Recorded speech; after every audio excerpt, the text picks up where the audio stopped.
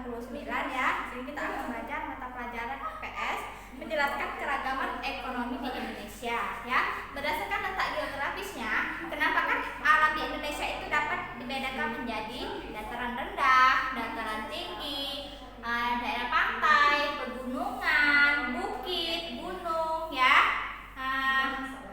Lalu keadaan kenampakan alam tersebut ya, keragaman kenampakan alam tersebut dipengaruhi oleh kegiatan ekonomi. Apa itu kegiatan ekonomi? Kegiatan ekonomi itu kegiatan manusia untuk memenuhi kebutuhan hidupnya ya. Jadi kegiatan ekonomi itu adalah kegiatan manusia untuk memenuhi kebutuhan hidupnya ya. Adapun kegiatan masyarakat untuk memenuhi kebutuhan hidupnya meliputi bidang pertanian, perkebunan, persawahan ya, perikanan, kehutanan, pertambangan, perindustrian, perdagangan, bahkan pariwisata. Nah, kegiatan ekonomi tersebut merupakan kegiatan ekonomi masyarakat yang dilakukan untuk menghasilkan sesuatu yang bisa memenuhi kebutuhan hidup kita ya. Contohnya misalkan kegiatan ekonomi di sekitar pantai, contohnya perdagangan di sekitar pantai, yaitu kita bisa menjual cenderamata seperti kan kalau di pantai itu identik dengan kerang ya, dengan batu-batu alam ya. Nah, itu bisa kita jadikan cenderamata, misalkan gelang-gelangan yang berasal dari kerang ya. Terus bingkai foto ya, bingkai foto seperti ini misalkan yang berbentuk persegi. Nah, di pinggiran ini ditempelkan kerang-kerang. Nah, ini bisa kita jual ya di daerah pantai ya sebagai cenderamata ya. Oke, selanjutnya selain menjual cenderamata, kita juga bisa menjual makanan, bahkan minuman ya, berbagai macam minuman ya, seperti dogan seperti itu ya.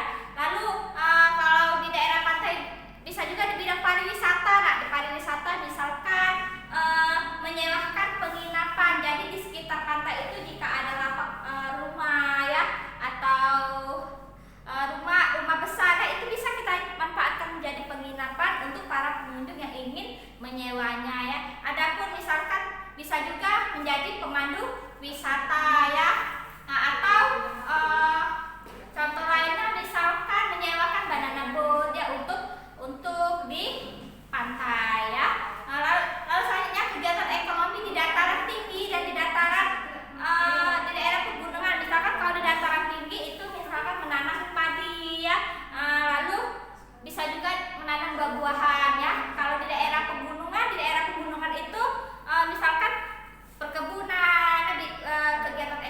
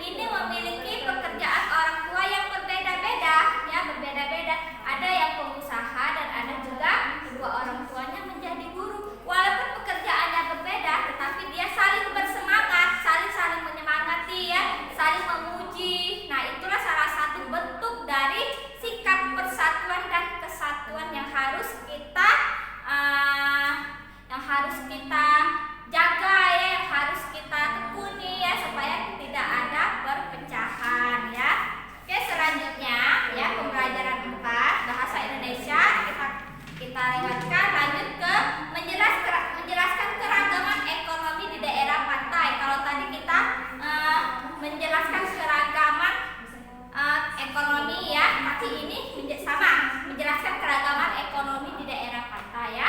Nah, Indonesia ini memiliki merupakan negara kepulauan ya, merupakan negara kepulauan. Maka dari itu Indonesia memiliki banyak pantai ya. Nah, di sini ada tabel ya, ada tabel daftar pantai yang terdapat di Indonesia ya. Nah, misalkan yang pertama itu di Provinsi Banten, itu nama pantainya Pantai Carita, Pantai Anyer, Tanjung Lesung ya. Lampung juga ada Pantai Pasir Putih ya. Lalu Jawa Barat ada pantai, nama pantainya Pangandaran ya, Parangtritis. Pangandaran dan Pelabuhan Ratu ya. Parangtritis itu di daerah istimewa Yogyakarta ya. Lalu Bali juga ada pantai, nama pantai Bali yaitu Pantai Kuta, Pantai Sanur, Pantai Jimbaran, Pantai Nusa Dua ya. Lalu Provinsi Nusa Tenggara Barat itu Sira dan Semigi ya. Nah, di Palembang Sumatera Selatan ada pantai tidak?